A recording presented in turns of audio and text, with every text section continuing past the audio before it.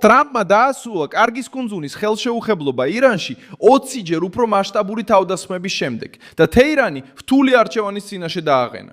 2026 წლის 8 ივლისის ღამეს, მას შემდეგ რაც ჰორმუზის რეგიონში ირანს მიაწერეს თავდასხმები სავაჭრო გემებზე, შეერთებული შტატების ცენტრალურმა სარდლობამ დაადასტურა ირანის სანაპიროზე სამხედრო ობიექტებზე ახალი საჰაერო დარტყმების სერია. ტრამპმა გაამკაცრა ტონი და განაცხადა, რომ ყოველ ჯერზე, როცა ირანი თავს დაესხმება, შეერთებული შტატები 20-ჯერ უფრო ძლიერად უპასუხებს. უბრალოდ ძალიან ძლიერად დავარქვით მათ და ვამბობ, რომ 20-ის ერთზე დავარქვით. ყოველ ჯერზე, როცა ისინი დაგვარქვამენ, ჩვენ 20-ჯერ დავარქვამთ მათ. და ეს გავაკეთეთ გუში ღამით. მათ დღეს რაღაც პატარა გააკეთეს, მაგრამ ეს სინამდვილეში გუშინდელი ღამის საპასუხო ქმედება იყო. სინამდვილეში მათ 3 ნავი დააზიანეს, არა 2. და როცა ისინი გვიტევენ, ჩვენ ბევრად უფრო ძლიერად ვასრულებთ. ცოტა ხნის წინ დაარეკეს. ისინი ძალიან უნდა შეთანხმების მიღწევა. უბრალოდ არ ვიცი ღირს თუ არა მათთან შეთანხმების დადება. არ ვიცი შეასრულებენ. ცნობილი ხარგის კუნძული ირანული ამ ზეწოლის ცენტრში აღმოჩნდა, რადგან ის ირანის ნავთობის ექსპორტის ფილტვია. სწორედ იქედან გადის ის ფულის უმეტესი ნაწილი, რომელიც თეირანის მანქანას ინახავს. ტრამპი მხოლოდ ნავებს, რადარებს ან სანაპირო ბაზებს არ უმიზნებს. მისი სამიზნეა ნაკადის შემოსავალი და რეჟიმის უსაფრთხოების განცდა. ეხლა კითხვა მხოლოდ ის არ არის. ირანი კიდევ ერთ დოკუმენტს მოაწერს ხელს თუ არა. კითხვა ისაა, შეასრულებს თუ არა. ხარგი და რა დარჩა რეჟიმის უსაფრთხო თავშესაფრად. რატომ საუბრობს თეირანის შეთანხმებაზე მას შემდეგ, რაც ჰორმუზს დაუპირისპირდა? როგორ აპირებს ტრამპი აიძულოს ირანი, რომ შეასრულოს ის, რასაც ხელს აწერს? ამას ყველაფერს ახლავე გეტყვი. თუ ასეთი პირდაპირი და გულწრფელი კონტენტი მოგწონს, გამოიწერე არხი, რადგან აქ ასეთი ვიდეოები ყოველდღე გამოდის. შეერთებული შტატების ძალებმა 7 და 8 ივლისს ირანის სამხედრო ობიექტებზე მიიტანეს იერიში. ოფიციალური განცხადებით მიზანი იყო ირანის შესაძლებლობების შემცირება, რათა ვეღარ დაემუქროს სავაჭრო გემებსა და კიბერეკიპაჟებს. ბევრი მათგანი ჰორმუზის რაიონში იყო. ცენტრალურმა სარდლობამ განაცხადა, რომ იერიში მიიტანეს საჰაერო თავდაცვის სისტემებზე, სანაპირო სადაზვერო სტრუქტურებზე, რაკეტებისა და დრონების საცავებზე, საზღვაო შესაძლებლობებსა და სამხედრო ლოგისტიკურ ინფრასტრუქტურაზე, ირანის სანაპირო ზოლზე.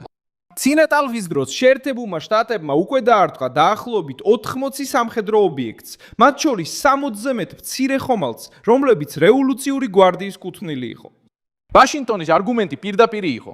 ირანმა დაარღვია ცეცხლის შეწყვეტის შეთანხმება, როდესაც თავს დაესხა 3 კომერციულ ხომალდს, რომლებიც საერთაშორისო მნიშვნელობის მარშრუტზე გადაადგილდებოდნენ.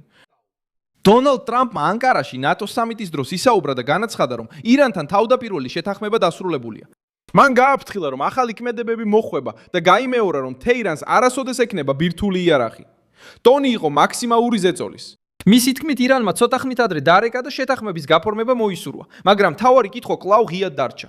რეჟიმი შეასრულებდა იმას, რასაც ხელს მოაწერდა, თუ ამ ქაღალდს მხოლოდ დროის მოსაგებად გამოიყენებდა. სწორედ აქ იქცევა კარგის კუნძული საკვანძო ელემენტად.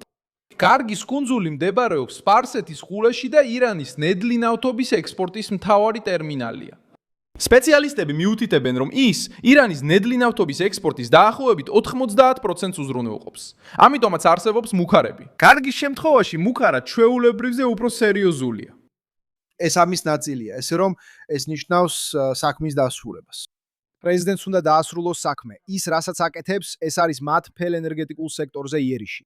ეს ძირითადად ეხება ირანის შესაძლებლობის ჩამოშლას, არა მხოლოდ წარმოებისას. ამიტომაც დაარტყეს კარგს გუშინ, როცა ეთერში ვიყავით. გახსოვდეთ, რომ მათ ეს გააკეთეს და ალბათ კიდე მეტი შეტევა იქნება კარგზე, მე ასე ვეჭვობ. და სწორედ ამიტომ მისდევს ამას ტრამპი უმიზნებს თავად ნავთობის ტრანსპორტირებას, არა მხოლოდ სანაპირო შესაძლო დახურვას, არამედ აშკარად სარტყელი და გზა სარკინიგზო ხაზსაც. ამ რკინიგზა მართლაც ირანის ენერგოწარმოება მუშაობაში შეინარჩუნა. ცხადია, მათ შეეძლოთ ომის დროს მაინც შეზღუდული რაოდენობის წარმოება და სულ მცირე იცოდნენ, რომ ამ რკინიგზით ექსპორტი შეეძლოთ. ტრამპს ამის დასრულება უნდა და სწორედ ესა. რასაც ისინი აკეთებენ. ეს მხოლოდ ცალკეული ობიექტის დარტყმა არ არის. ეს თეირანის მთავარი ეკონომიკური არტერიის პირდაპირ ზეწოლაში მოქცევას გულისხმობს. ტრამპმა უკვე დაიმუქრა, რომ კონტროლს დაამყარებდა კარგზე და ირანის ნავთობისა და გაზის ინფრასტრუქტურის სხვა ობიექტებზე. ეხლა ახალი ერიშების ტალღით სანაპიროზე და ჰორმუზის კრიზისის ომის ცენტრში დაბრუნებით. ეს მუქარა აღარ გავს მხოლოდ წინასაარჩევნო სიტყვას. თუ ირანი შეეცდება სამოქალაქო გემების გამოყენებას შანტაჟის იარავად, შეერთებული შტატები დაარტყამს იმ საშუალებებს, რომლებიც რეჟიმს ფულსა და მოქმედების შესაძლებლობას აძლევს.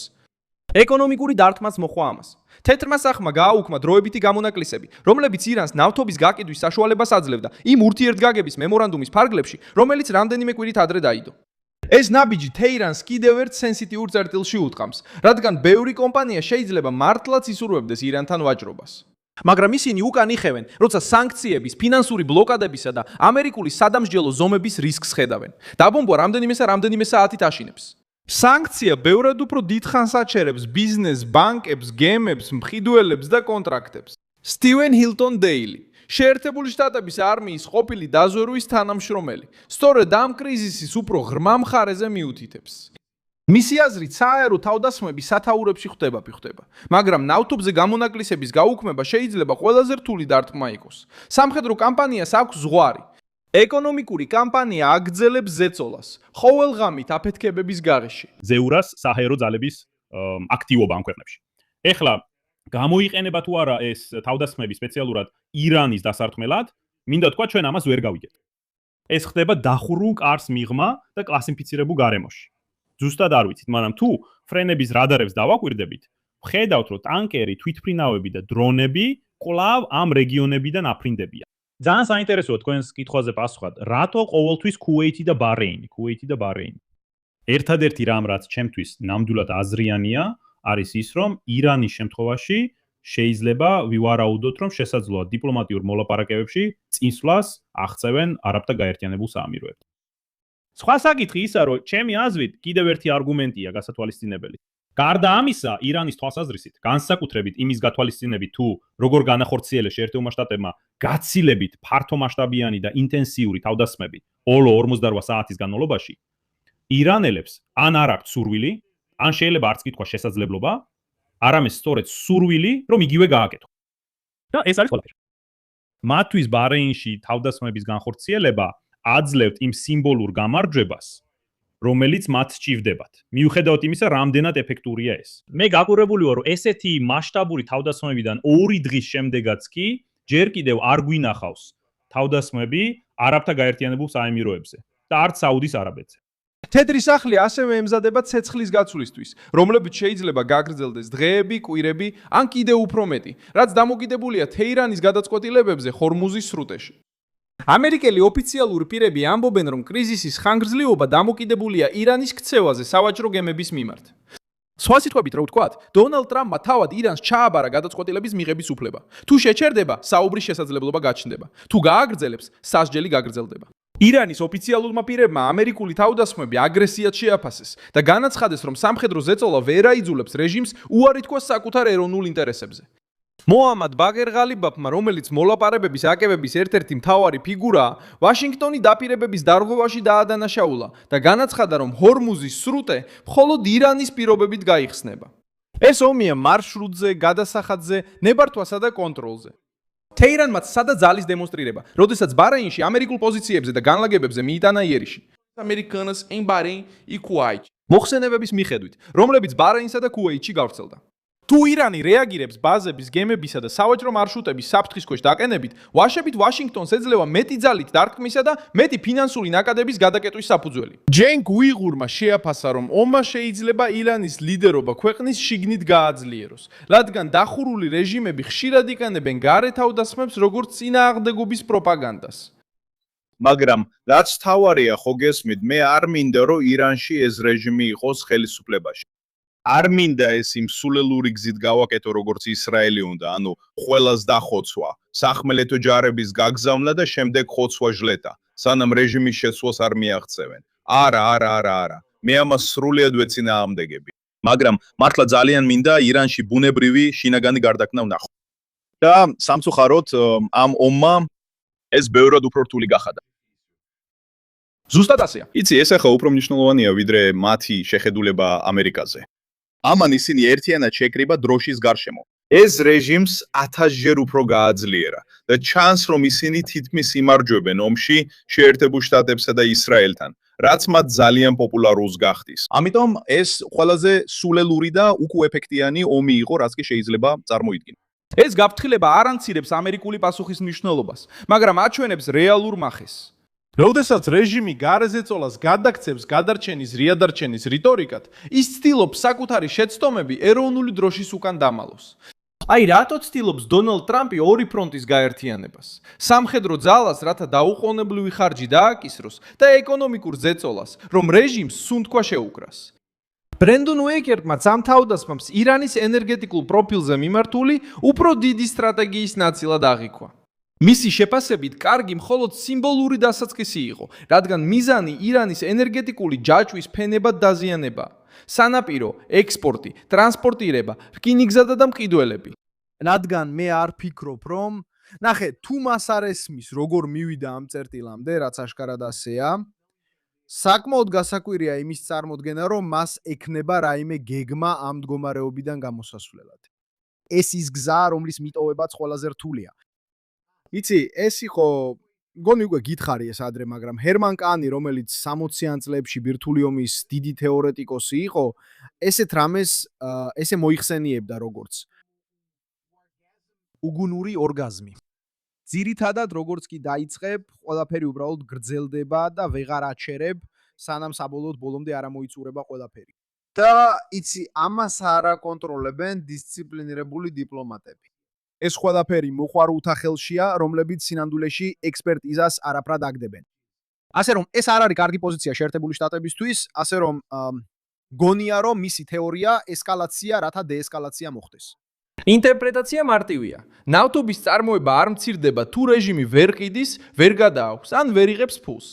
მოცემული ცნობები რკინიგზის ხაზის დაზიანების შესახებ, რომელიც ირანსა და ჩინეთს შორის კორიდორს უკავშირდება, ამ ლოგიკაში ჯდება. უაიკერტის აზრით, ვაშინგტონი მხოლოდ პორტებზე არ ამახვილებს ყურადღებას. ის აკვირდება ნავთობის გზას, რკინიგზის ხაზებს, ალტერნატიულ მარშრუტებს და იმ წერტილებს, რომლებიც თეირანს სტრატეგიულ მყიდველებთან აკავშირებს. როგორ შეინარჩუნოს სისტემა, თუ გასატანი ნაკადი იჭედება? ტრამპის გათვლა, როგორც ჩანს, არის ზეწოლა, ფართო სახმელეთო ოკუპაციის გამოცხადების გარეშე. ასეთი ოპერაცია ბევრად მეტ საბრძოლო მასალას, ჯარს და რისკს მოითხოვდა.